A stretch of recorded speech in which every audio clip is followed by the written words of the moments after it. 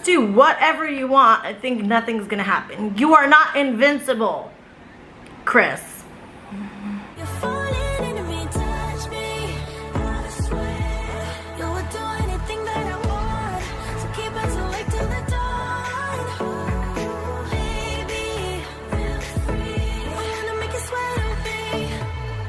Hey guys, welcome back to my channel. My name is Marissa, if you are new here, your favorite problematic housewife.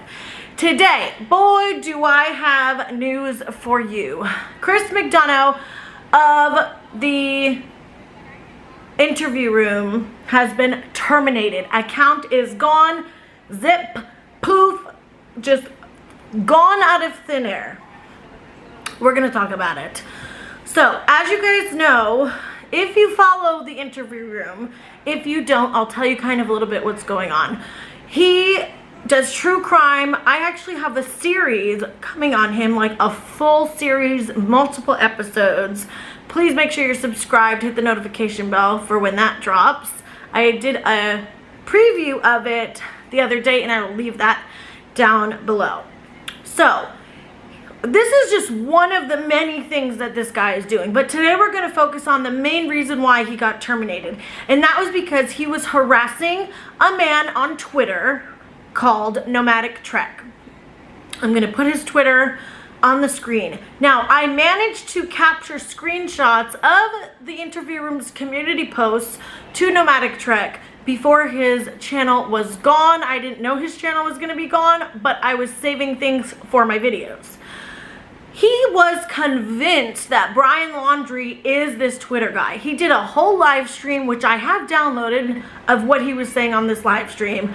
Pretty much, he was sitting there with Greg Cooper, his boss, the leader of the Cold Case Foundation, the other lady who invented Touch DNA, and they were sitting there speculating to 10,000 people for a few hours that they know for sure.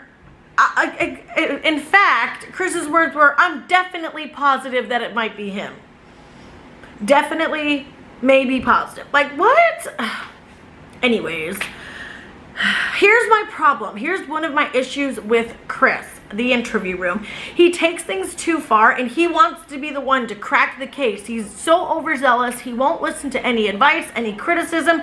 People have been telling him to stop going out this Twitter account for a while now, and he just doesn't care. He's convinced this guy is Brian Laundrie. He was demanding that the guy prove he is Brian Laundrie. Who are you? That is not up to you to force somebody. If you think that a Twitter account is Brian Laundrie, send it to the authorities. Do not go on your YouTube channel and dox the guy's Twitter, who is not a creator or a celebrity or a YouTuber, in front of all your fans. The guy was getting hate. He was getting tweeted at saying, you're Brian, you killed this person. Like, what? No, it's not okay. Now, this might be an unpopular opinion, but I don't think he had to lose his whole YouTube channel. I think that is crazy. But, I mean, he broke terms of service. So that's what happens when you break terms of service. If you're not doing anything wrong, your channel, I just kicked my name. Your channel won't get terminated if you're not actually doing anything wrong. YouTube doesn't terminate channels unless you're actually breaking terms of service. But I think this whole thing could have been avoided. I think that Chris could have just laid off the guy, send what he thought was his evidence to the authorities to look into, and he got blocked by this guy. He was making community post after community post. I'm going to show you right now what he was saying on his community post, because I do have screenshots of that. He just takes it way too far. He's literally harassing this innocent person, accusing them of being Brian Laundrie. I thought it was innocent until proven guilty in a court of law. Also, I wanted to make another point that, say this Twitter account was Brian Laundrie. Is that evidence really going to hold up in court? You, a retired detective, going on live stream, harassing this man, harassing this Twitter account, doxing IP addresses, doxing names, telling everybody you know for sure it's him. If it was Brian Laundrie, that is not going to fly in court. That evidence is not going to be able to be submitted into court. That is the problem one of the issues with all these people thinking that they're fucking detectives out here trying to solve the Gabby Petito case. No, it doesn't work like that. To get evidence and to actually have evidence that can be submitted in a court of law has to be done a certain way. You have to obtain that evidence a certain way. There's protocols, there's rules. The defense attorney will use any tiny misstep they can to drop the evidence, to wipe it out, dismiss the case, whatever they can do. They will pick apart every single bit of evidence and get as much of it dismissed as possible. And if you got that evidence in a shady way, or it wasn't submitted right, or any of those things, it's not gonna fly in court. It will not hold up in court. So some Joe Schmo out there catching Brian Laundrie, like, what are you gonna do? Take him down? Dog the bounty hunter. What is he gonna do? I know everybody's happy he's on the case, but let's really think about this. He could actually mess up the case if he doesn't arrest him, if he doesn't call the authorities the right way. We don't know. Any little misstep, okay, if he manhandles Brian too much, the guy could get off scot-free because of all these people fucking the case up. Let the investigators do their job. Chris is a retired policeman. I know everybody thinks he has inside information, but he doesn't. He does not have the clearance for information that is not available to the public. He doesn't have the clearance for that. He just doesn't, no matter what he tells you guys. He does not have inside information. He is retired. Just because him is part of the Cold Case Foundation, which that's a whole other thing we're not going to get into today, doesn't mean he has some inside information with the investigators on the Gabby Petito case. He's totally manipulating and bullshitting people, and I can't stand that. That is one of the main things I talk about here on my channel, is manipulation and people using a cause to get ahead and manipulate their audience and lying. Like, that's the kind of shit that I call out, and that's why I started looking into him. Not to mention, he's telling everybody to go to the Appalachian Trail and set up trail cams. That is extremely irresponsible to tell thousands of people to go look for Brian Laundrie and set up cameras. Not to mention, if Brian's watching, do you think he's gonna go there? Do you think he's gonna go to the Appalachian Trail when everybody is saying that that's where they should be looking? Like, I get that social media is good in one sense, but in another sense, it can actually hurt the case. It can hurt the case so bad by people inserting themselves where they don't belong. Nobody should be inserting themselves in the actual investigation. In my opinion, a lot of the things people are doing right now is hurting the case. And I wouldn't be surprised if all this fucking shit gets dismissed because of how things are being handled. And it really sucks, because we want justice for Gabby, but there's people inserting themselves in this investigation where they shouldn't be. Here we have one. I have one question for the owner of the Twitter account we talked about last night, and who is now saying he's a retired LEO. I have one question for the Twitter account we talked about last night, and who is now saying he's retired. What agency did you retire from, and what is your ORI and ID number?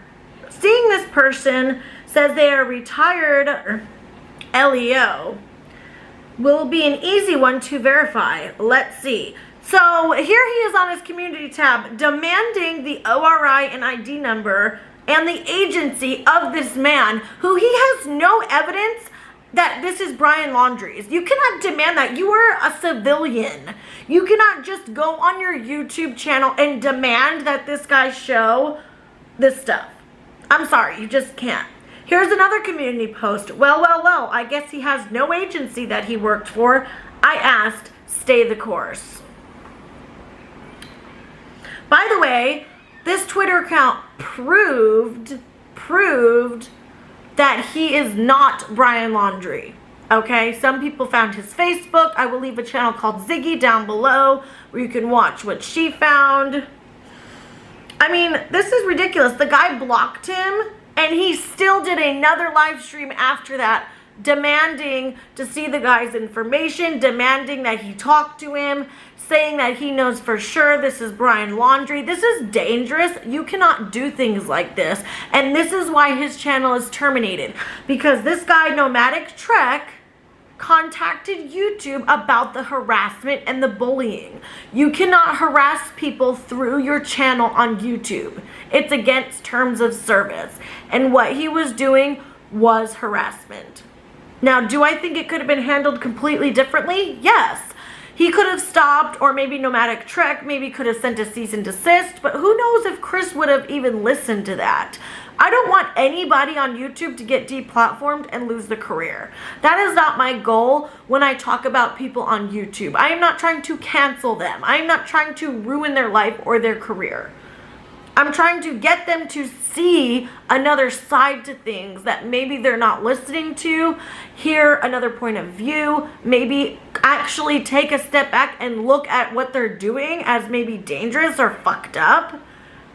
But never do I want anyone to lose their YouTube channel. So no, I'm not like thrilled, jumping up and down for joy that he lost his YouTube channel, because nobody wants that.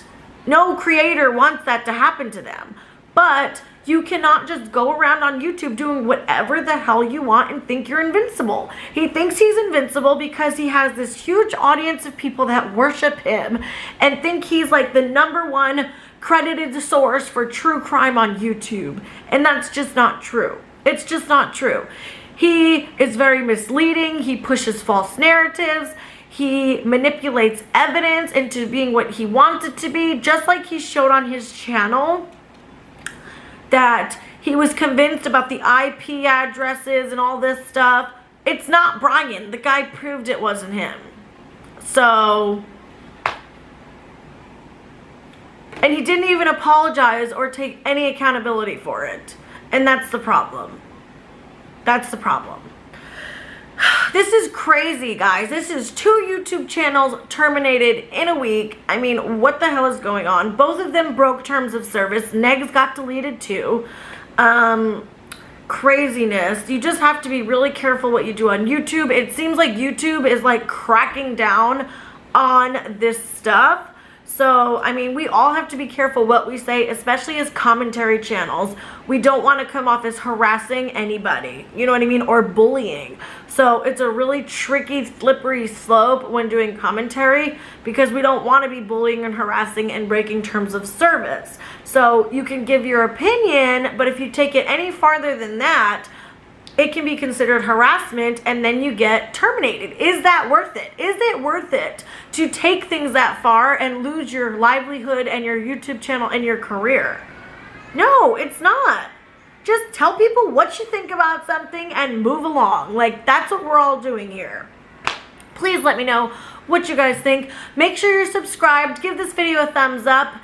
And I will see you in my next video. Stay tuned for my series on the interview room. There's a lot of other interesting things that we need to talk about when it comes to the interview room. So I will see you guys in my next video. I also have a video coming out about KJ.